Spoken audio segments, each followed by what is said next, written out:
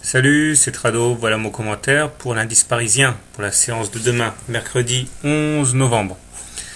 Alors, la séance d'aujourd'hui a confirmé la fin de séance d'hier. Alors, si vous comparez le graphique d'aujourd'hui avec celui d'hier, vous pouvez remarquer que hier, en toute fin de séance, eh bien, le CAC 40 est venu percuter.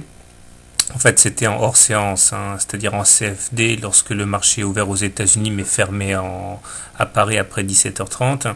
Eh bien, donc, je disais que la bougie, à l'aide d'un grand marobossou vert, est venue percuter pile poil la médiane de la fourchette rose, ce qui montre une fois de plus l'intérêt de trader avec des fourchettes d'Andrews, qui sont vraiment un outil exceptionnel, qui n'a pas la réputation qu'il mériterait d'avoir. Et aujourd'hui, eh bien, nous avons testé à nouveau cette médiane de la fourchette d'Andrews rose, mais sans parvenir à la dépasser en clôture.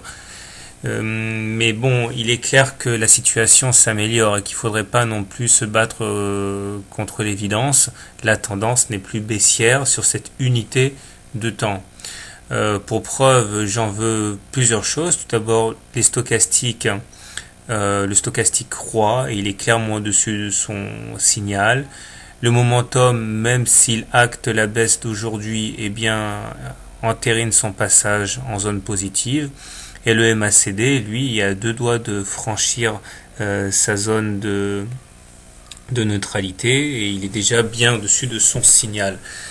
Si on ajoute à ça le fait qu'on risque d'avoir probablement demain ou après-demain un croisement de la M7 et de la M20, eh bien cela donnerait une nouvelle impulsion haussière, c'est clair.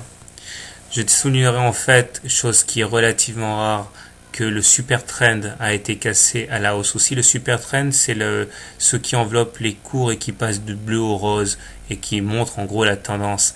Eh bien, on l'a cassé hier soir en clôture, ce qui montre que la tendance est redevenue haussière. Donc il y a une conjonction de différents éléments qui montrent que quoi que l'on pense des fondamentaux de l'économie, eh bien les banques centrales ont réussi à faire ce pourquoi elles sont payées. Rassurez.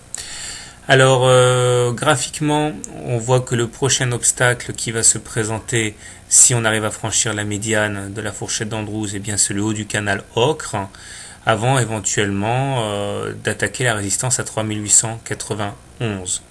A l'inverse, tant qu'on n'aura pas cassé à la baisse le bas de la fourchette d'Andrews rose, ce qui laisse quand même de la marge, il n'y aura pas de quoi remettre en cause la tendance initiée, du moins sur un plan graphique.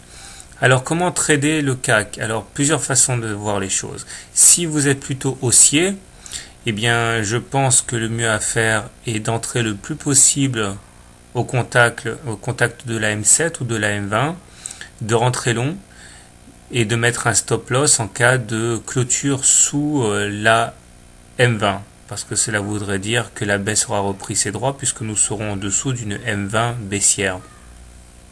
L'objectif étant tout naturellement, dans un premier temps, d'aller chercher le haut du canal ocre.